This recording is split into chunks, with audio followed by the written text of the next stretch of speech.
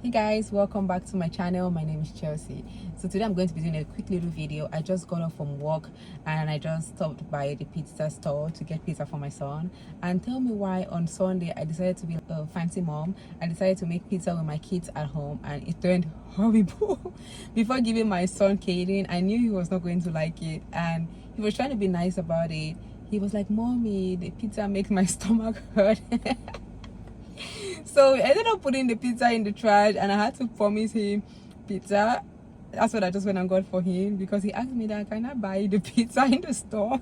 He was so savage. Kids have no filter, I'm telling you. Anyways, I want to talk about the fear of starting, right? For so long I've always wanted to start a YouTube channel. I think before my son was born I posted my first video, if I'm not mistaken. I've always wanted to start this YouTube channel. I always felt like I had some things to share. I appreciate YouTube is my favorite social media platform. I like long form content. I like connecting with people. I like the videos on information because I get a lot of information from these videos. Actually, in my IT career, I was able to really get into it and it's been helping me. There are a lot of videos online that are helping me. Things like how to put a doorknob, just getting information, and also motivational videos when I'm feeling down. There are just certain creators and that I like to listen to and they just lift up my spirit. I like listening to Mel Robbins. I like listening to Maya Graves. There are other creators that I like listening to, right? So I've always felt like, I don't know, I'm an introverted person. I don't like talking too much. I'll consider myself shy, but I've always had this nudge and this feeling that I always wanted to put my voice out there. For some reason, I felt like there are things that I've learned that I could share, right? Just to motivate someone or just for someone to get information, because why not? If these other creators have been making videos and I've been learning from it, why can't I make videos and let other people learn from it? But the fear of starting is real. I actually got really addicted to my phone because I was trying to be a creator. So this, first of all, a little disclaimer, this video is going to be all over the place and this is how the format of my videos is going to be going forward. I'm going to be doing a lot of videos in my car because that's where the silence, when I get into the house, the kids are going to be all over me. So I'm going to be doing a lot of videos in the car and I'm also going to be doing a lot of podcast style videos and no editing, no filter. I'm going to post this video as it is because I realized that what is really holding me from being consistent on my YouTube journey is editing. If you're like me and you don't like editing, there's so many videos that I've made, honestly, so many videos that I ended up deleting or ended up not posting because I don't like editing. It takes a lot of time. It really takes a lot of time. So I've decided to ditch that. So probably when I can hire an editor, for now you're just going to get this unfiltered, unedited videos. That's what you're going to get. But yeah, as I was saying, there's the fear of starting, right? We get into this place where you really want to do something in your gut, that this is what you really want to do. You go and do all the research. You're stuck in the research. Most of us are addicted to our phones because we're stuck in this research where we're just doing a lot of research. We're doing a lot of research, right? And we're trying to know so much and we feel like the more we plan, the more we're going to know about things. So we keep and learning how to pick the perfect niche, learning how to create the perfect hook videos, learning how to edit your thumbnails, learning how to pick a perfect title, learning how to edit, learning what particular time to post. So you go into this rabbit hole learning but not practicing. What is learning? If you keep taking all this information and you don't practice it, then you never learn. You need to actually put it into practice, right? But most of us get stuck in the planning stage or in the gaining information stage. So that is where I was stuck in for the past 5 years. That's when I realized that, oh my God, I've just been getting all this information, listening to all these creators posting. I actually followed some creators 5 years ago and they have 250k videos. So with 250k subscribers and I'm on 300 and something subscribers, just because I've been stuck in this stage of just learning, thinking I'm not perfect, thinking I have to get all the right equipment before I post. I got a camera 4 years ago. Tell me why I don't even know how to use it. So now I'm stuck with using my phone because I feel like it's easy. Getting a fancy camera, I have to learn about the settings and it's just stressful. I got a ring light, I got the tripod, I got all of these things. Sorry, I had to stop the video. My husband was going to work. So I got in this stage of trying to gather everything, trying to be ready. But are we ever going to be ready? You can never be perfect. You can never be ready. You keep practicing, you keep trying. That's how you get information back. The more videos you put out there, that's where people give you feedback on the kind of information they want to hear from you. That is where people give you recommendations of if your lighting is good, and that is how you get better, actually putting in the practice. I know a lot of us, there are a lot of people out there that want to start a YouTube channel. There are a lot of people out there that maybe want to switch careers. You want to start something new, right? You're just so scared of starting. You're just so stuck in this place because you're so scared of thinking that you're not ready, thinking that you don't know enough, thinking about what people are going to say about you. But who cares? This is your life. Think about it. It's your life. As long as you do what makes you happy, as long as you live in a life that is true to yourself, then you should not give a... That's just my 2 cents on it. All right, so I just want to encourage you out there, if you've just been stuck in this place, I don't know, if you've just been stuck in this place, right, where you want to actually start something but you're so scared, I'm going to advise you to start journaling, to start putting your thoughts out there, do a reflection, right? That really helped me, because I had to ask myself this question: why am I so stuck? Why is it that for the past 6 years, every year, every day, I still want to do this YouTube channel? It's not gone off my mind. I thought that maybe after a couple of months or after a year, I'm going to not want to start a YouTube channel. I'm going to not want to be consistent on YouTube. But every time I want to be a YouTuber, and I still keep coming to it. I've gotten a different career that I always wanted, gotten more money, but I still want to do YouTube. So there's just something in me, and I don't want to get to this stage. I've already wasted so much time. I don't want to get to the stage where I regret so much. And I don't want to get to a stage where, like, what if I actually was consistent on YouTube? What if I really tried and actually put videos out there and actually was consistent for a long time and got feedback and built a community? What if there is going to be something great on the other side? What am I really scared of? I had to do a lot of journaling. You can get some journaling prompts from ChatGPT. Ask yourself questions, what you're really scared of. Try to get those feelings out and then try to tackle those feelings. So try to put out the content there and then get feedback. You will never be perfect. If you're waiting for the perfect time to start, you will never start. Honestly, you will never start. And that leads me to the second point of how I got addicted to my phone. A lot of us, including me, we are so addicted to our phones. I don't know if I'm the millennial. I think I'm in the mix. I'm born in 1996, so I don't know if I'm a Gen Z or Gen X, whichever one. I think I'm a millennial. I'm not even sure.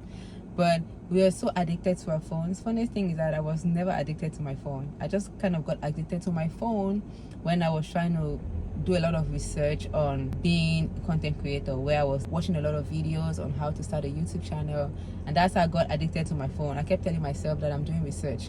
Me spending time on my phone is helping me to be a better YouTuber. And what do I have to show for it after 6 years? I have nothing to show for it. That's just because I just got stuck in this research. So I stopped learning. Instead of me learning, I'm going to start creating before I consume. I don't want to be a consumer, especially for me, because I have kids. I want to be present for my kids. I don't want to be on my phone all the time. And because I want to implement certain things in my kids, I don't want my kids to be on their phones all the time. I don't want them to be so addicted. I want them to be creative. I want them to enjoy life, be outside, go ride bikes, go to the park, just enjoy playing and just enjoy being a kid. If I want them to do those things, I need to address it with myself, because my son is at the stage where he's gonna do what he sees me doing, not what I say. If I ask him not to use the phone and my phone is outside, he doesn't understand why I have to use my phone. Why are you using your phone and you're asking me not to use my phone? Or why are you watching TV and you're asking me not to watch TV? It doesn't make sense. They're watching what you're doing, not just what you are saying. So I got addicted to my phone for a very long time, and honestly it cost me a lot of years, a lot of time that I could have spent with my kids, a lot of time that I could have spent on my career, a lot of time that I could have spent maybe being a successful YouTuber by now, or maybe posting consistent videos, who knows. But it took me time from a lot of things that I wanted to create, that I had to, as I said, do a lot of journaling and then just come back to it and be like, why am I spending so much time on this social media app? What benefits am I getting from it? And how can I cut back from it? Because I want to use it as a tool. I don't want social media or my phone to use me as the tool. See, the thing is that most of us that are even addicted to these phones is not even our fault. These big tech gurus, they are hiring engineers every day to gain your attention span is very difficult.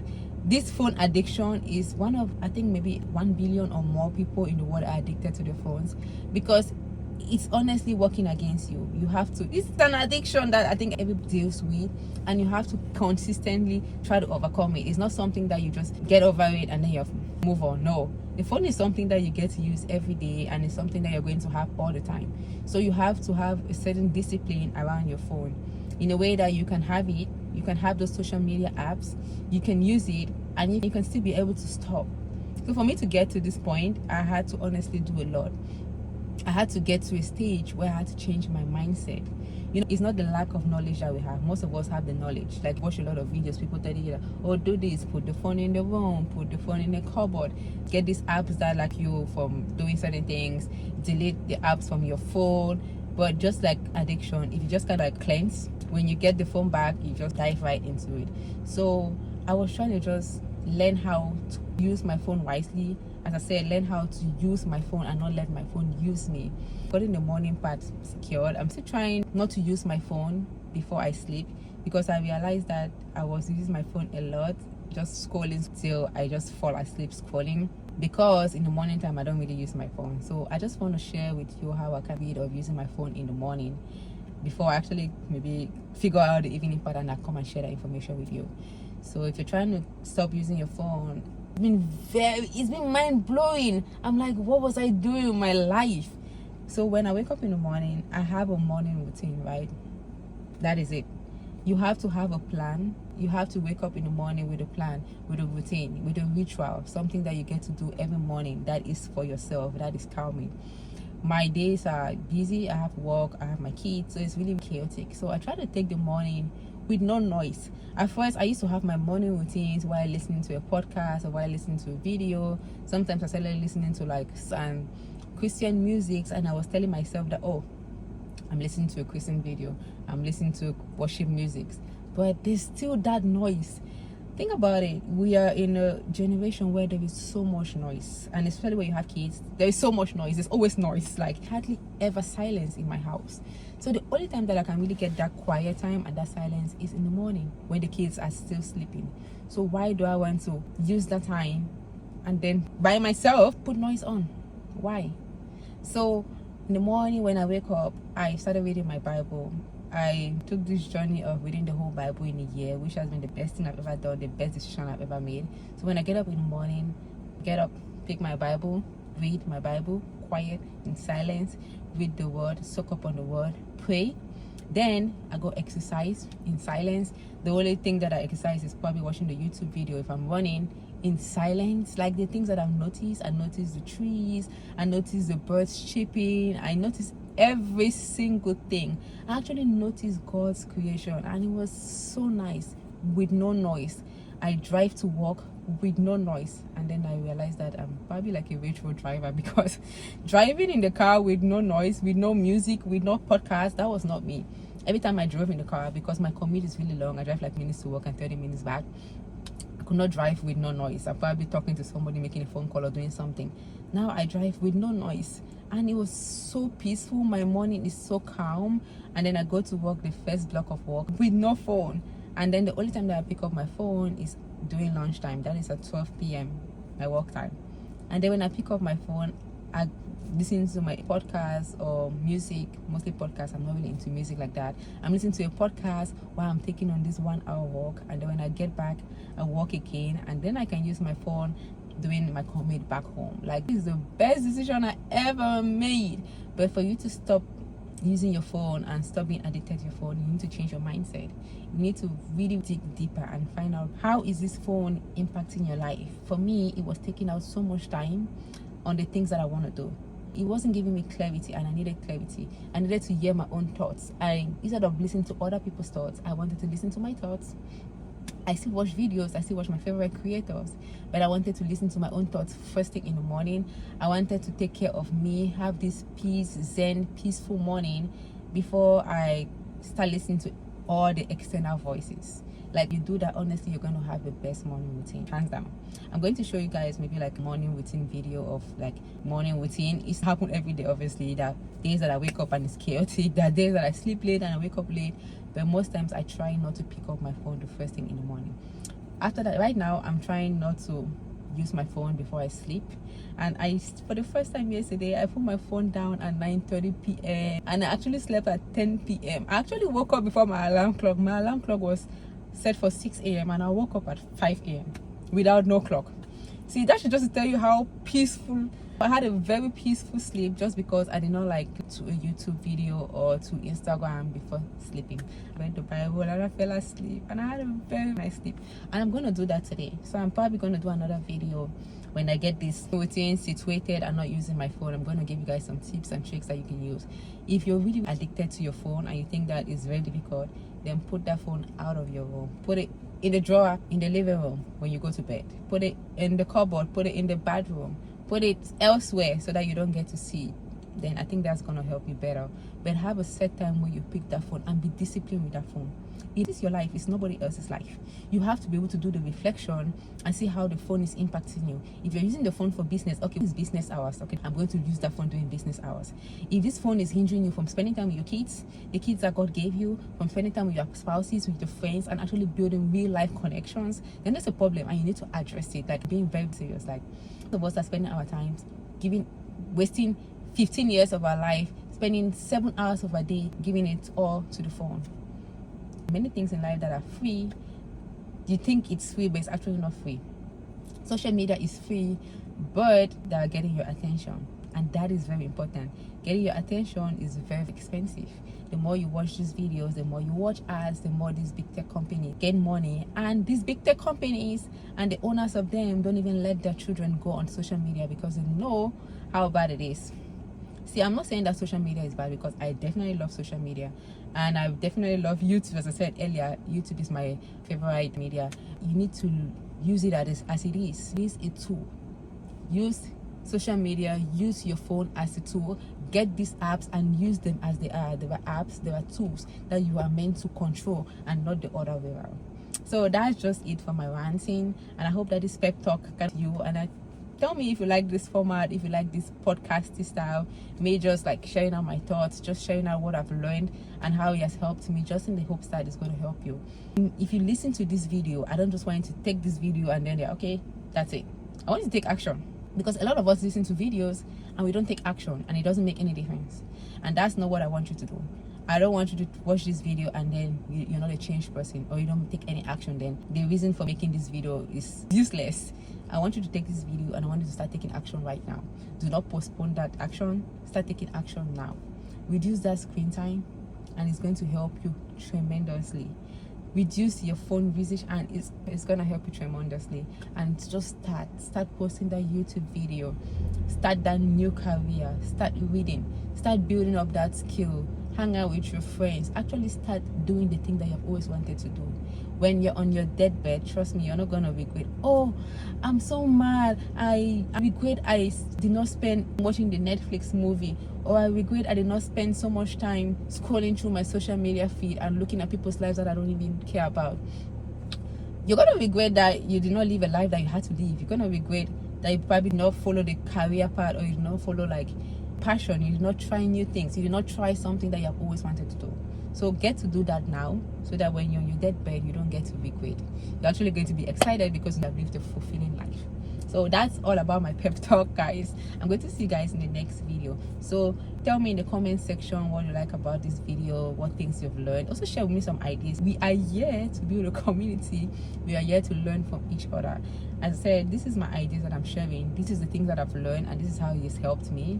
So share with me how it probably helps you, and make sure to hit the subscribe button and join my family, and hit the thumbs up, so that whenever I post a video, YouTube is going to let you know. Bye guys, and see you guys in the next video.